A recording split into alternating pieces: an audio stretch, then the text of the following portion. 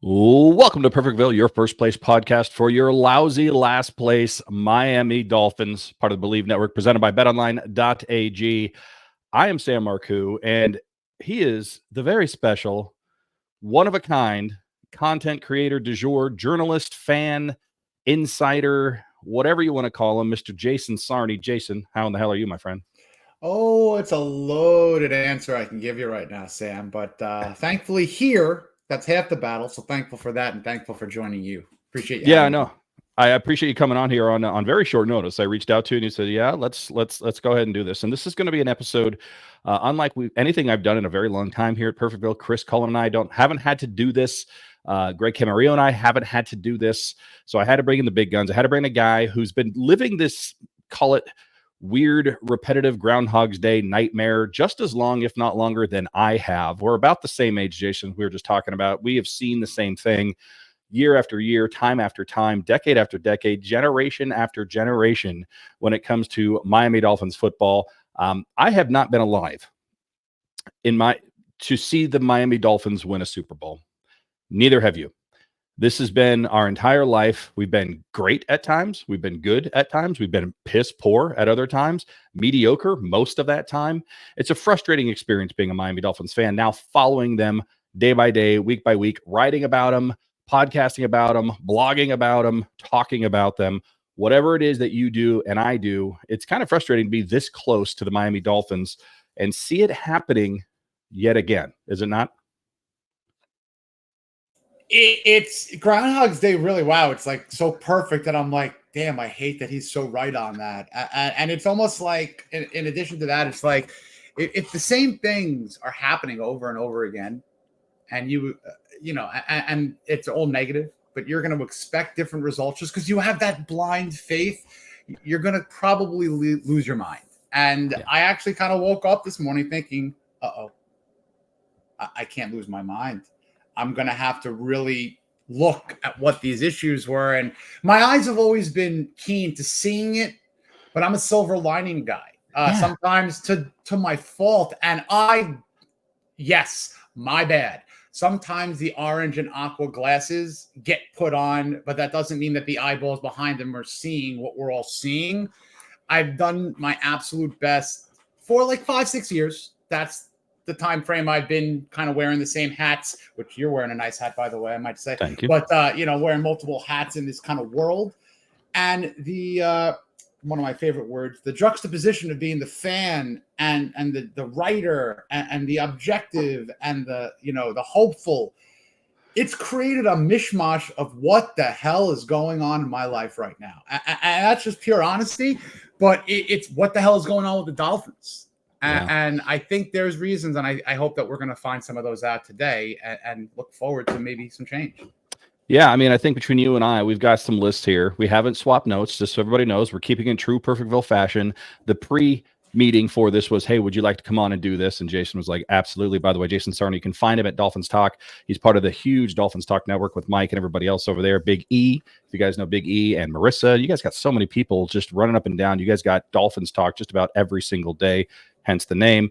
We're going to talk about this. We're going to try to fix the 2024 Miami Dolphins. There's a lot of talk about getting a top 5 pick, maybe parting ways with Tua, getting rid of the coach, all these things that are, probably short-sighted and far into the future from where we are right now. We just finished week 3 of the 2024 season. We're sounding the alarm bell. They are full blast right now. But between Jason and myself, I think we have some ideas on what we can do to make the rest of the season better. And I absolutely know that there's people on this coaching staff that listen to this show, that watch this show, that take notes on this show. So you guys want to get some free coaching advice, maybe some free general manager, front office advice. Some of the players, you're going to get a couple things out of both Jason and I. We've been watching the game, playing the game for a long time. We're going to help you guys out. We don't have the two-time Hall of Famer Chris Cullen and doctor, but we are going to diagnose some of these problems. We're going to write some prescriptions here, Jason. But before we do that, I have to talk to everyone about BetOnline, and that is because BetOnline is the world's most trusted betting platform and your number one source for everything football. BetOnline has every stat, every matchup, and even live odds and spreads to bet on during the games. Trust me, I took advantage of that this weekend. Think you know your stuff? Get in on our $200,000 mega contest and pick 5 games against the spread every week. for your chance at weekly prizes and a share of $200K.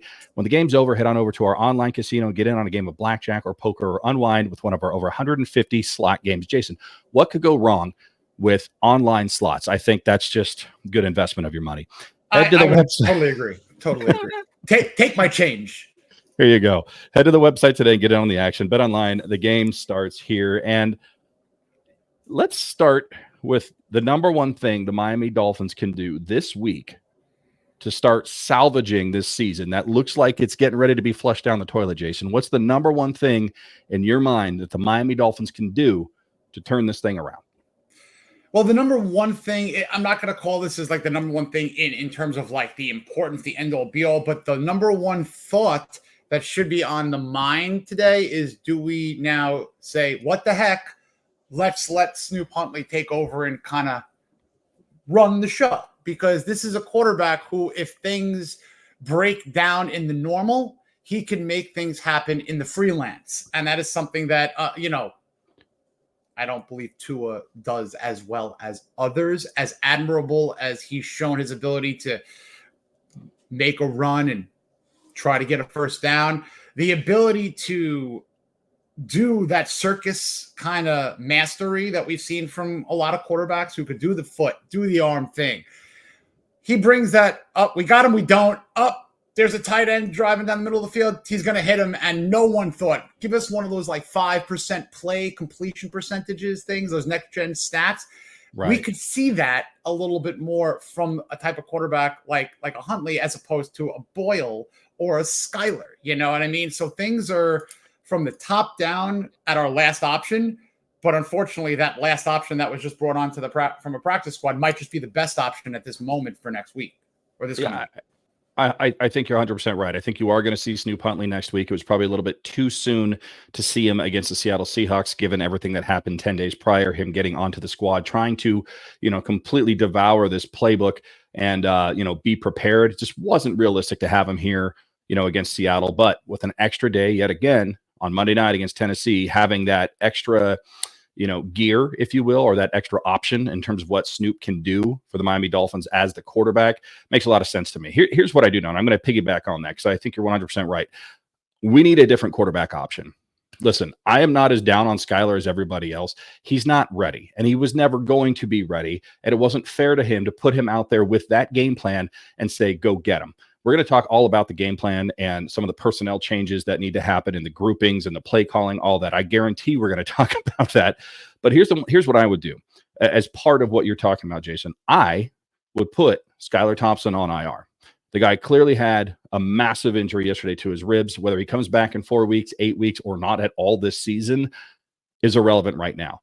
We're trying to salvage this season. We're trying to win against Tennessee on Monday night. Skylar's not going to be the quarterback. Put him on IR. Put him off to the side and figure out what you have with Tim Boyle, which I'm going to be honest with you, isn't much. Look at Tim Boyle's college record. Look at Tim Boyle's pro record. This is a guy who probably shouldn't be on an NFL roster, just like Skylar Thompson, if I'm being 100% honest. Remember, this is the guy who gave up the worst pick six in the history of the NFL last year to Javon Holland when he was on the Jets. This is not a guy that we're going to win games with. So that gives you Snoop Huntley in the near term. And here's the other thing. We were kind of joking about it over the last 10 days, but I pulled a list of all the free agent quarterbacks that are out there right now, Jason. Here's the list. Brian Hoyer, Blaine Gabbert, A.J. McCarron, Matt Barkley, Trevor Siemian, Ben DiNucci, and some guy named Ryan Tannehill. I think you go sign Ryan Tannehill. He's 36 years old. He knows exactly who he is at this stage of his career. You bring him in and say, we need you to be the starting quarterback for as long as we need you to be the starting quarterback, and then be okay with taking the bench when Tua Tagovailoa comes back, if he comes back. That's what I would do. I would start Snoop Huntley in the interim and then sign a veteran quarterback to be his backup. And you got to let go of Tim Boyle and you got to put Skylar Thompson on IR. Right there, I think is an improvement at the quarterback position, which is one of the most glaring needs we have with Tua being out. I wholeheartedly agree on the theory and the approach, the ideology. Tannehill specific, there are a couple of media folks who are based down there. You're in California, I believe. I'm in Pennsylvania. Guys like the Fort Lauderdale-based guys like Jeff Darlington, like the nitty-gritties. It seems like Tannehill may not jump to an opportunity like this because it doesn't necessarily scream, you're our guy for the rest of the way. So he could be waiting for that, God forbid, knock on wood, I'm not this guy to kind of root for that, but wow, we really need a guy to play 15 games and the playoffs maybe. So that might be a wait and see approach on Tannehill. If, let's say hypothetically, everybody, if for whatever reason there was a backstep and Tua we know was not going to be back in 5, 6, 7, 8, 9 games, if you need to make that double-digit game assumption, yes, if all heads are agreed, then Tannehill would be a good option. Who could be a second option in the veteran quarterback mindset? I didn't love the list. It's a free agent list, so there's a reason why they're not working one way or the other. But if you're a Chris Greer, guy where he's done the trading of the picks and you thought that was kind of normal, well, this is what you need to do. You need to go trade a pick, make it a conditional, make it a 2005 conditional fifth. If this guy starts 90% of the whatever, Jimmy Garoppolo. Yep. That's just a name that knows. You don't have to give him a playbook and say, I'm going to quiz you on it in an hour. It's here's what we're trying to do against the Titans or whomever it is. Right. This is Mike's plan. He'll know it. So no, I would agree. I agree with you. I'm not right at this point. I'm not ready to start trading picks 2025 or otherwise. But to your point, if you're going to go trade, you're probably not going to get a Matt Stafford. I know there's been some rumors and people just throwing some wild accusations out there. The Rams are still playing for this season, and they're not going to get rid of Matt Stafford. And Matt Stafford's not going to come in and go, okay, I'll be the starter until Tua comes back. That's just not what he's looking to do right now. To your point about Ryan Tannehill as well, Jimmy G is a guy who knows this offense. He played with Mike McDaniel in San Francisco. He understands, again, what his role is at this point. I think he's comfortable being the backup and having to come in and just do spot plays like the Chad Henne of the next generation here. He is suspended, I think, for one more game, and then I believe he's able to come back. So that could be something if you can get him at a low cost, a sixth rounder, like you said, maybe a conditional fifth, depending on playing.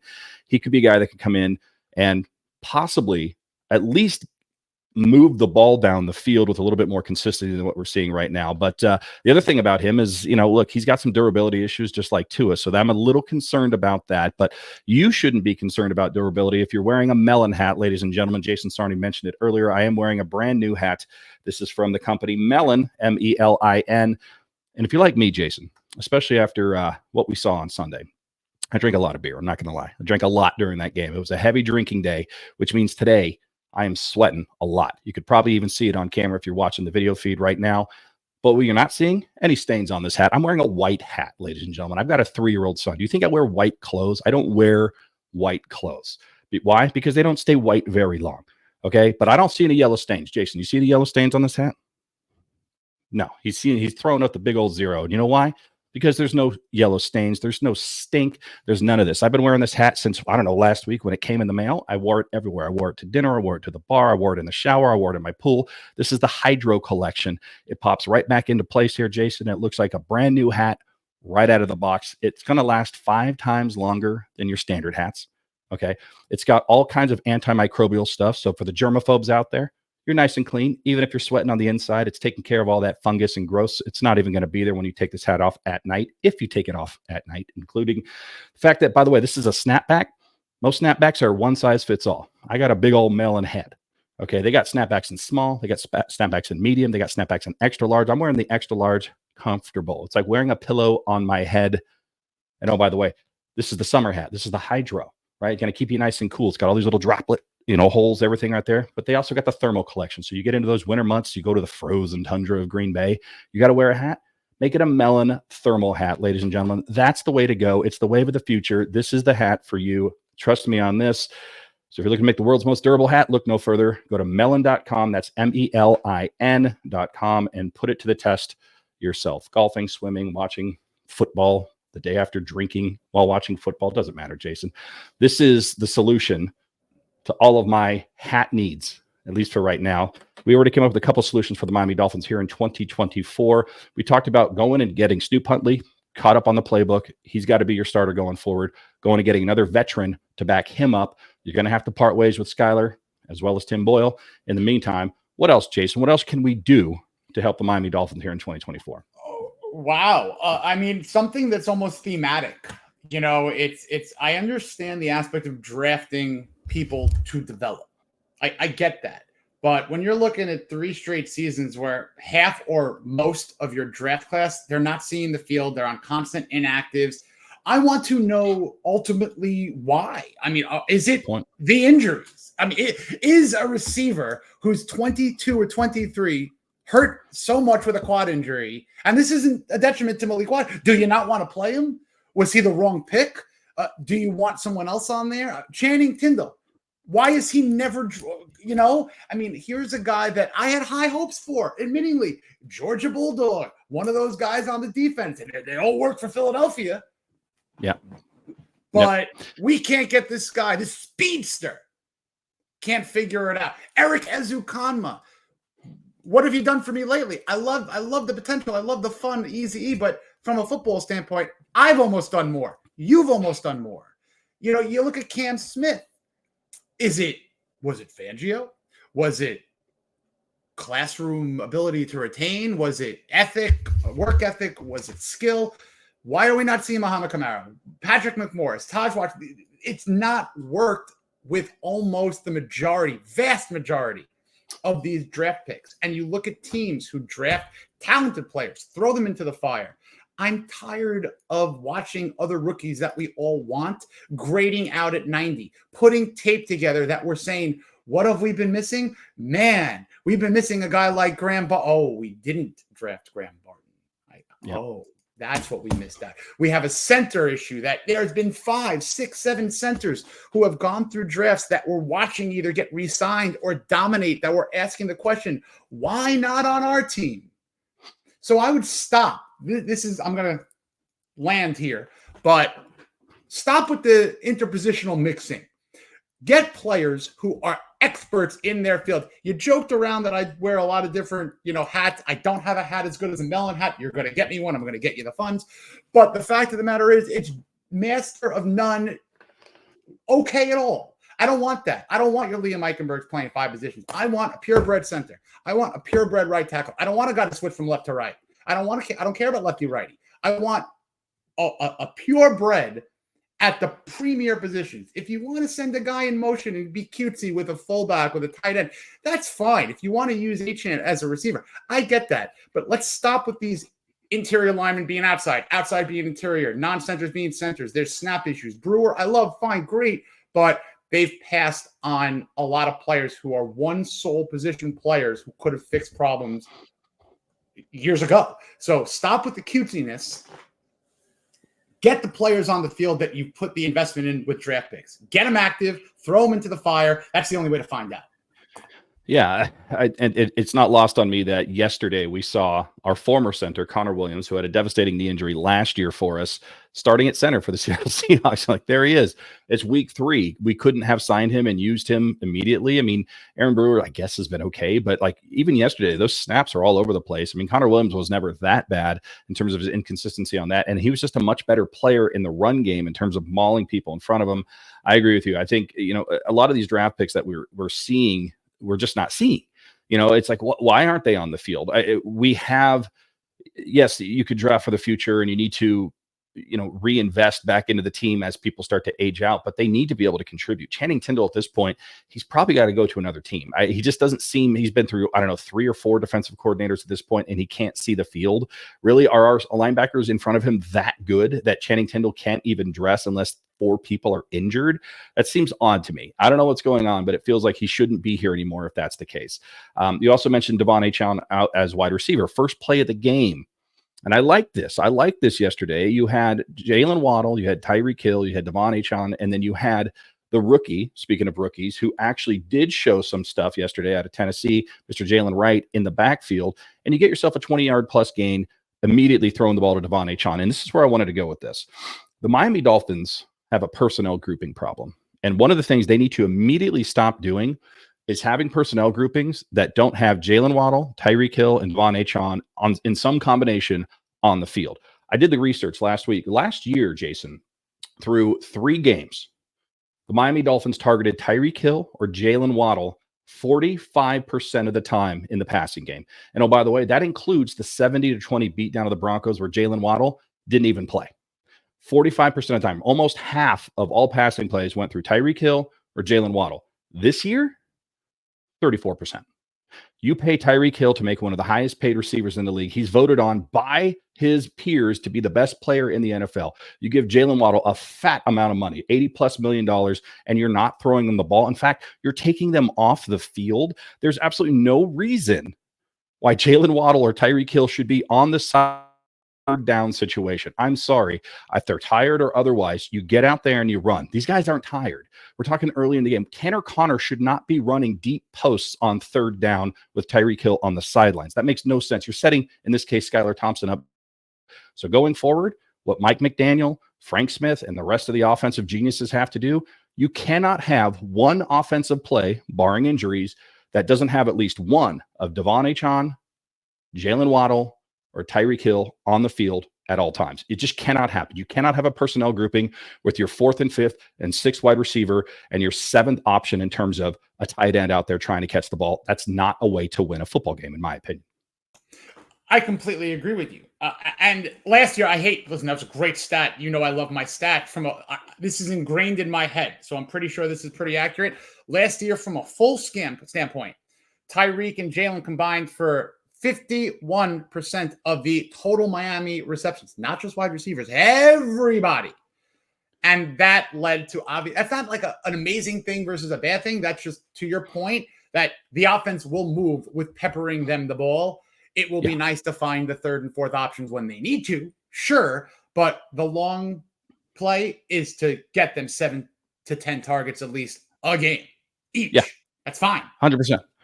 Yeah, I mean, you can't leave Seattle with 32 pass attempts and only 10 of them targeted to Jalen Waddle or Tyreek. I mean, you cannot do it, and that's what I mean. If I said receptions, I meant targets. They were targeted 45% of the time last year, 34% this year. That seems to be by design, and that's a bad design. You need a new architect if that's what your design is. You can't pay your top 2, wide receiver 1, wide receiver 2, the best tandem in the league, in my opinion, and then not give them the ball. That's ridiculous. And they need to figure out a way. I don't care if it's a design bubble screen. I know we joke about bubble screens a lot on social media for the Miami Dolphins. I don't care. Get the ball in their damn hands. Let somebody miss. Look at HN. He's your 3rd option, and he's been fantastic so far this year. And you know what he's done? He's made people miss, and he's gotten extra yards because of it. That's how you extend plays. That's how you extend drives, and ultimately how you get into scoring position, which I think I'm going off on a rant here, Jason. It's your turn. I gave you what I should be doing. What do you think the Miami Dolphins need to do in addition to what we've already talked about? What else can they do to help themselves? You used it about 5 minutes ago, the term genius, and I know we have Ivy Leaguer, Mike McDaniel, run game guru, all these fun things. And have we seen it? We've seen aspects and kind of glimmers of, wow, look at what Tua did. He turned to the right, moved to the left, and tossed the ball, and that was really cool looking. I haven't seen a lot of that. Whoa, that's a really fun motion, running all the way like a big half a U. And, they're just not going to throw to him. So that was just a decoy up sack. So it's like, I get what you're trying to do. But here's the deal with the Mike McDaniel play calling situation. I am not, and Sam, if you have graphics, if you have any music, let's sound the alarms like Pee Wee Herman. I'm not asking to alleviate the play calling or to get away from the play calling, Mike. I'm not. Stick with your play calling, but time, area of field, personnel, as you alluded to. If you're going to, I use this example from the Bills game. If you're going to be in the red zone and throw a seam route to a tight end, and you bring in Jonnu Smith, and he's not the guy running that route, and he's got 15 red zone. Why do I know that? Why do I know that he's got 15 red zone touchdowns? And the Dolphins had 0 touchdowns from last year to tight ends. Run him on the seam route, not Julian Hill, who can't catch. It's insane to me, Jason, just what we've seen. I don't know if he's outsmarting himself. I have maintained, and I've been saying this for the last couple of years, Mike McDaniel might be the best play designer I have ever seen. Those orbit routes, all of the orbit motions, all of those things I love seeing Tua turn right, then go left, and all of a sudden it looks like he almost sneezed and the ball came out, and you're like, oh, that guy caught it and he's running. I love all that. And that's actually one of those intangibles that Tua can do that Skylar Thompson and Tim Boyle cannot. But the play calling is different than play design. He can sit there and he can design all these crazy gadgets, but the time and when to do it is equally as important as the play design itself. And that leaves a lot to be desired. This is making its way on Twitter or X or whatever you want to call it these days, but it was 2nd and 1 yesterday. We got 9 yards on first down with Devon Achane right up the middle. What do? They line up in a classic I formation with turning around and a fake handoff to Alec Ingold, who would have picked up at least 8 yards if you look at how that box was set up for the Seattle Seahawks on defense. And instead, we pitch it, we toss it to a slow developing play to the outside, which even with all these speedsters, that never really seems to work for anybody not named Raheem Mostert for the Miami Dolphins. So why are you setting yourself up with negative yardage possibilities by sending Devon Achon outside where the linemen can't actually get bodies on the defenders in front of them because they have to move along with it? You're relying on Tyreek Hill, Jalen Waddle, and these smaller guys to try to block for him. Just run the ball up the middle. You did that against Jacksonville week 1. You had it twice for 8 yards and 2 first downs. Why can't we just commit to doing that? So this is what I'd like to see. No more runs. That's ridiculous. Less runs to the outside, more runs up the middle. Seattle was conceding that yesterday. They were going to fine, you're going to run the ball on us, but we still think we're going to be able to stop Skylar Thompson in this passing game. We'll do everything we can to prevent you from scoring or going over the top, which is exactly what every team's been doing so far this year. Less runs to the outside on short yardage situations, more runs to the middle. Now, they did try it later and it didn't work with Allen Ingold. And of course, he fumbled, but I would rather them try that, make an actual sound decision, and then it comes down to execution versus now you got to hyper execute on a bad play call. So less runs to the outside, more runs to the inside. By the way, Achon and Jalen Wright ran way better in between the tackles than they did on the outside. So maybe take advantage of the fact that these fast, hard-running running backs can actually run faster in a straight line than a slow developing to the outside cut and run. That's my thought. Oh, it's a terrific thought, and it brings me up to another thought to piggyback off this. Against Jacksonville, my favorite aspect, other than the Javon Holland and all the fun things that was the great, Alec Ingold 2 for 2 on rushing up the middle on 3rd and 1. Yeah. Now, here's the problem. You're a comedian. Are you familiar with the rule of 3, the comic Correct. rule of 3? You can only do things 3 times in a set. The 4th time it gets redundant. You got to know when to leave on the high note, or you got to change and kind of pivot when someone might know something's coming, because that's where you get people. It's like, they thought I was going to know. You flipped it on us. Where's the play action? Whereas after the 3rd time, you make it like everyone thinks that Ingold's going to get that ball. Just tuck it in. Skylar Thompson is good at play action. Where was that? Where, that's when you hit a guy like a Durham Smythe where, geez, if he drops that ball, my God, a naked bootleg where Skylar could have a free range to just scamper 9 yards to the sticks or get the first down and just go out of bounds. Remember watching your Peyton Mannings, your Eli's, your Tom Brady's, and sometimes they'll either just run, get what they need, go out of bounds, give themselves up, or just in disgust, the Tom Brady. Yep. He'll just throw it down and just kill the play, live to play another. You're absolutely right. I mean, I don't know. It's like he's designing that every play is the last play of the game and they have to score a touchdown. And sometimes you just need to get 2 yards, quite literally 2 yards. And then you get a whole new fresh set of downs and you can just tinker with all the different gadget plays that you got in there again. I mean, 1st down and 10 is that time to go, okay, we're going to do, multiple orbit routes, cheat motions and everything else. He's got to do better in terms of being disciplined with his play calling, and he's going to have somebody. This is what I like to see. We saw some accountability after the Buffalo Bills game. You can't tell me that Grant DuBose could not come back. He's on injured reserve for a reason. It's because the ball hit him so hard between the eyes that he probably has a concussion, which is why the ball bounced right back into the Buffalo Bills' hands. Robbie Chosen was cut off the practice squad. You know how bad you have to be cut from the practice squad? That shows me that he ran the wrong route, doesn't know what he's doing, can't be here anymore. Mike McDaniel needs an accountability partner. He needs somebody, and this is leading to my next point, Jason. He needs somebody to tell him it's 3rd and 1. It's 2nd and 1. Get the first down. We don't need a touchdown on this play. We need a first down on this play. We got to give our defense a rest. You're going to have sustained drives, live to throw another day or another down, as it were. Here's the other thing I want to see. This one's very simple. This is something that I can't believe I even have to say on this show here, Jason. The huddle. The offensive huddle needs to break at, in my opinion, 15 seconds. You need to have 15 seconds left on the clock to get to the line and do everything you got to do before the snap. They're breaking the huddle with 6 seconds left in some cases, Jason. You can't do it. You can't. and you burn timeouts or you take a penalty or there's some sort of procedural issue because everybody's on a rush. I mean, Skylar Thompson's back there doing cartwheels, trying to get the ball from his center because it's so loud. You guys have to have a better game plan breaking the huddle, and you have to break the huddle, in my opinion, 15 seconds. Give your offense a chance to run whatever fun play you want to run. And if you can't break it by 15 seconds, then you got to have that accountability partner. Get that. I don't care. Give them 2 plays. Say, this is for this play. And then after this play, we're going to run this next play. You have to break that huddle sooner. This is one of the things that's been driving me absolutely batshit crazy for 3 years with Mike McDaniel is the undisciplined offensive coordination when it comes to breaking huddles, pre-snap penalties, procedural issues. Those all have to be cleaned up, but it's going to start with something that you can control as a coach, and that is getting that play in sooner and making sure you practice it all week, Jason. You got an extra day. Take 1 extra day and practice breaking a huddle with 15 seconds left on the play clock and see what happens. I mean, when you have less time to do your business up at the line, when it really matters, especially on the road, hostile environment, 3rd down.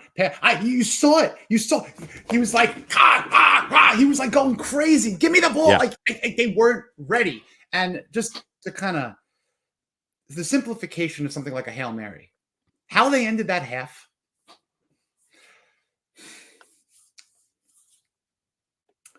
Skylar Thompson is lucky he didn't get like. I forgot what Seahawk made the tackle, the sack, or the hit. He held up. Okay?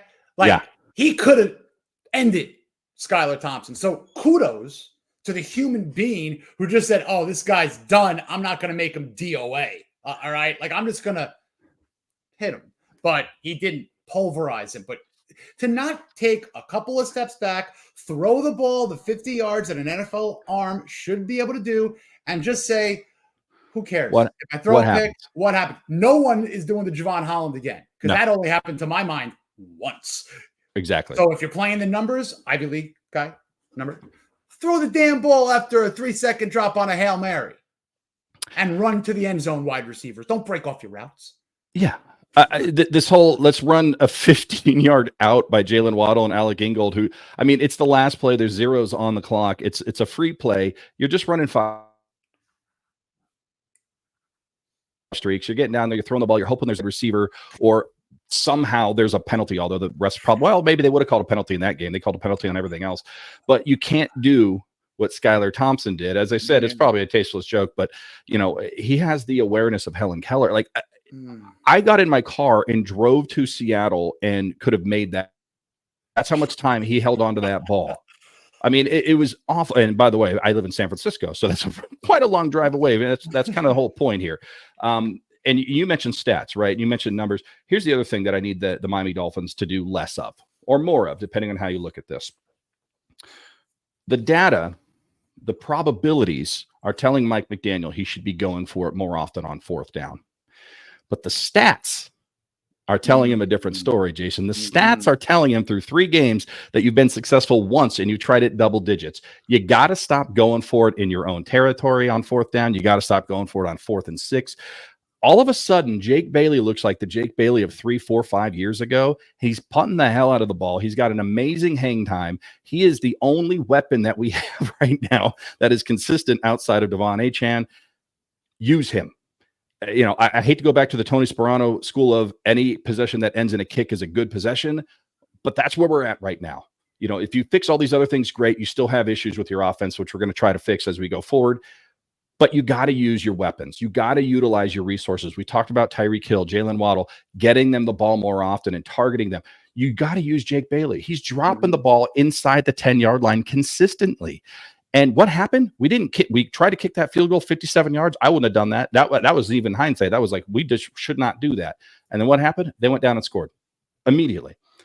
You have to use the weapons. You have to play to your strengths. And right now, I'm not saying it's going to happen forever, but right now, the strength of Jake Bailey as your punter tells you if it's 4th down and 3, unless you're in a game, you know, towards the end of the game where you have to score or something like that, or you're down in the 20-yard line, you know, red zone area, it might make more sense to go for it.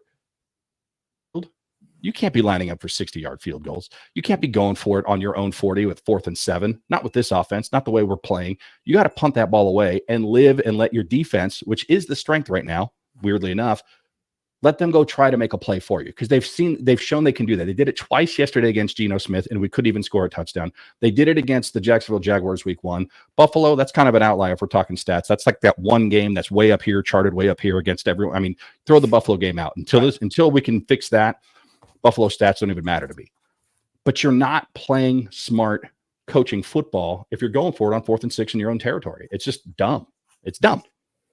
I agree with you, and I like that we did not collaborate on our notes here, because I think we're feeding off each other well. No, I like this, because you mentioned earlier you don't have to score on every play.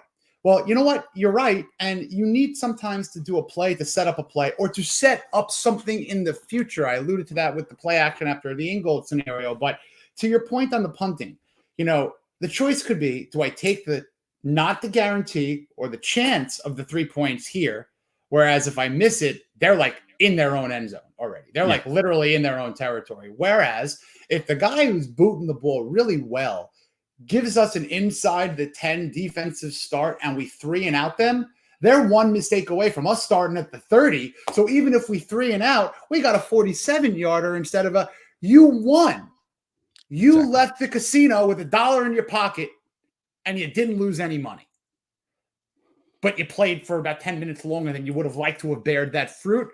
But here's something that I'll let you guess it, and I'll tell you if you're right, one guess. A former Miami Dolphin quarterback told me, you can't go broke taking a profit. Do you know who that was?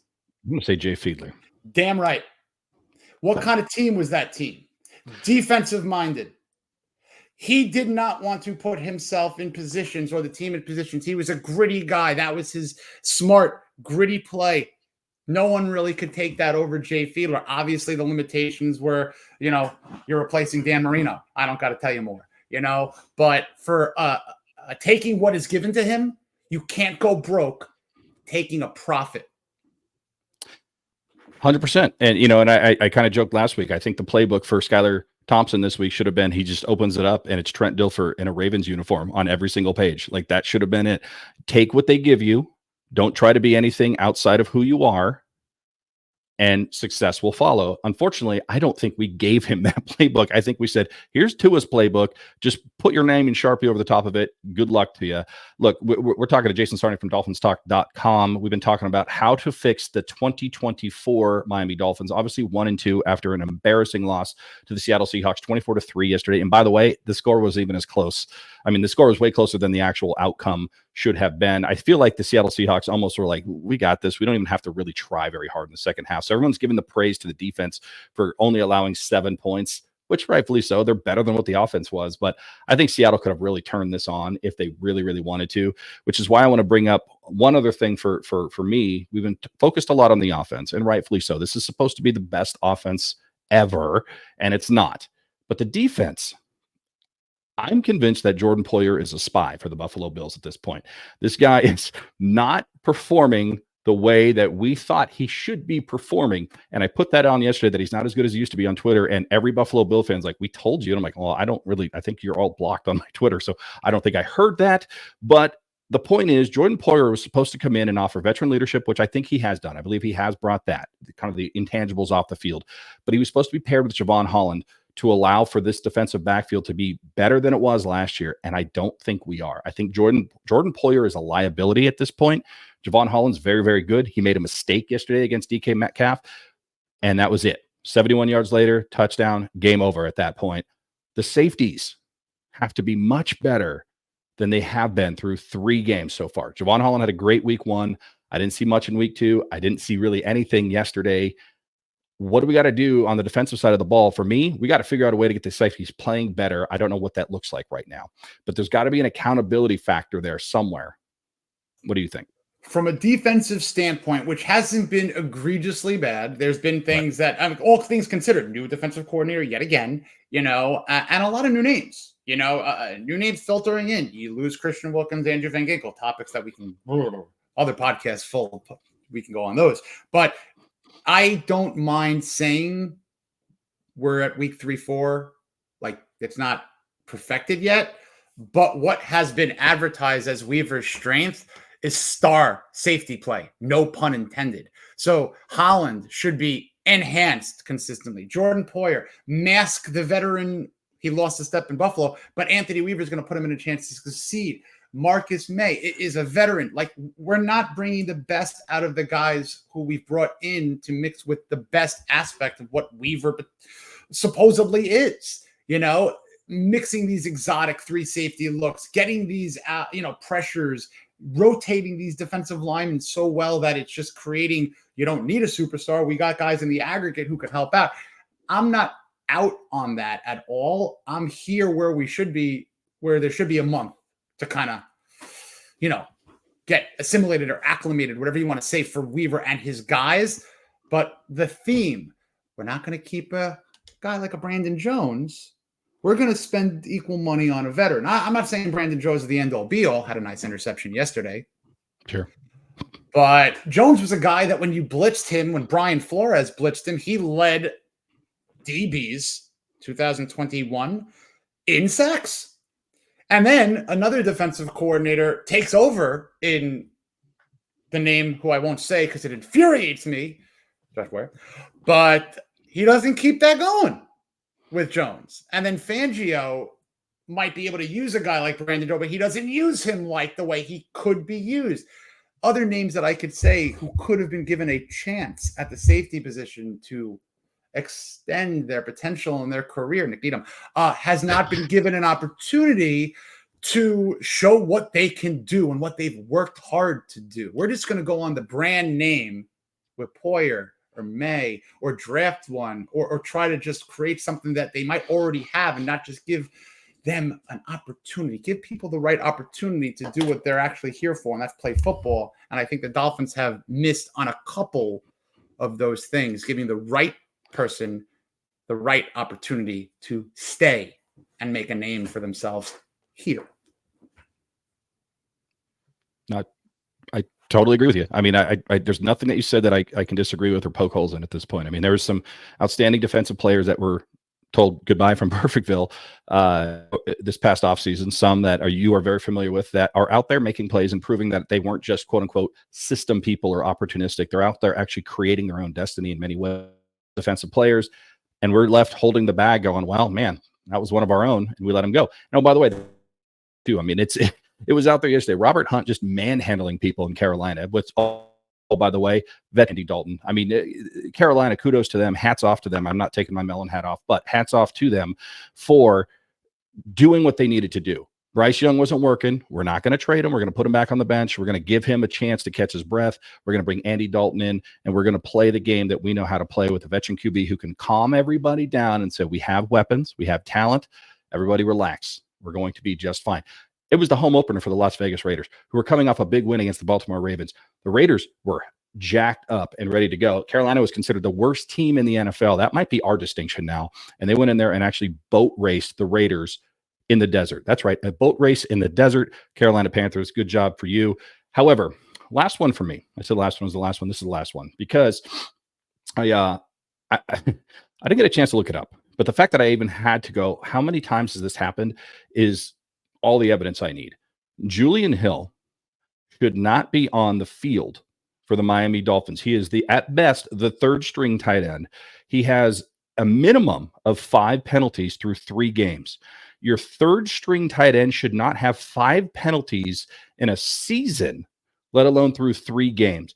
I don't know what he's doing, but he's doing it wrong. Yes, he had 1 catch at the end of the game in cleanup, mop-up duty, which made nothing to me. It means absolutely nothing. I don't understand why Julian Hill is on this team, quite frankly, and I don't understand why he's in the game. What is he doing to allow him to have so many snaps on offense, Jason? What am I missing? Because right now, the only thing that seems to be missing is Julian Hill not holding or false starting or something. It should be 3 and done. If you're the third string tight end and you have 3 penalties, you're off the squad. Sorry, you're not activated. We're bringing somebody else up, maybe a Nick Needham or somebody else, to bring onto the actual squad because you're not helping or contributing. Is he a special teams ace and I'm missing it? What's going on with Julian Hill? I mean, look, you know me. I love the undrafted free agent stories. I like that to a point. And then I realized that, all right, where did Julian Hill play his college? Campbell. Okay. So he was making his bones, and I mean this as respectfully as possible. I really do. But he was playing against guys who were wearing the white collars and ties Right. and are in the business world right now. I don't see many other players from Campbell or that conference in the NFL. So from what he's done it collegiately, it's not, you don't need to be a master's student or even a professor to say, all right, obviously there's a heavier dose of competition here for Julian. Why he's still being given I'm not a guy to beg for another person to lose his job, but if you're an excellent basketball player and you have 4 fouls every first half, you're not going to play much in the second half. Correct. Like, you're just not, and that's the comparison with penalties. If you are a 25-yard detriment to your team on average per game, and you're not making up for that offensively, ain't George Kittle, Julian, sorry, but you got to fix it. If that's fix it. That Saturday Night Live gif or whatever it is. I mean, fix it.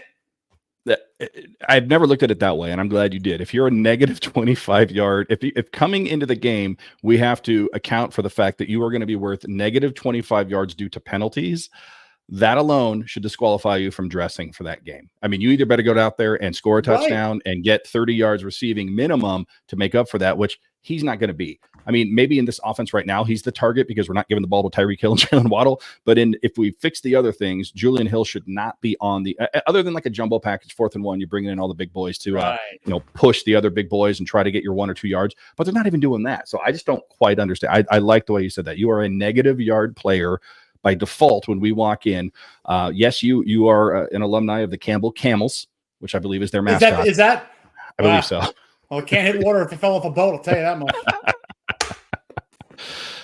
He is the great Jason Sarney from DolphinsTalk.com. We fixed, I think if they were to do the things that we just talked about, Jason, if they broke the huddle earlier, if they held people accountable for their penalties, if they gave the ball to Tyreek Hill and Jalen Waddle and Devon Achane, and they let him not come off the field, at least all 3 at the same time, if they had accountability from their safeties, if they did the things that we're talking about right now, let your rookies play or draft better rookies. Right. I think the Miami Dolphins would be at least looking at 2-1 right now, even with the injury to Tua Tagovailoa, and probably in a much better position going into Monday night against the Tennessee Titans. As it stands right now, it's looking like a lost season. So the last thing before we part ways here, and you get back to writing your articles and being on DolphinsTalk.com, what is your expectation for the rest of the season? I know that's a loaded question given everything we just saw this last week. Is this a team that can turn it around and at least make it to 500? Or are we looking at one of those seasons, the 2007, 2008, Dave Wannstedt era, Cam Cameron era type teams where strap in and just start looking at the collegiate game on Saturday to see who the prospects are going to be in the top of the first? Wow.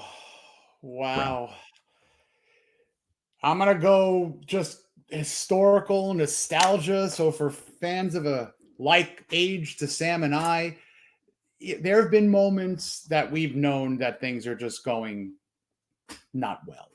And when Marino went down, when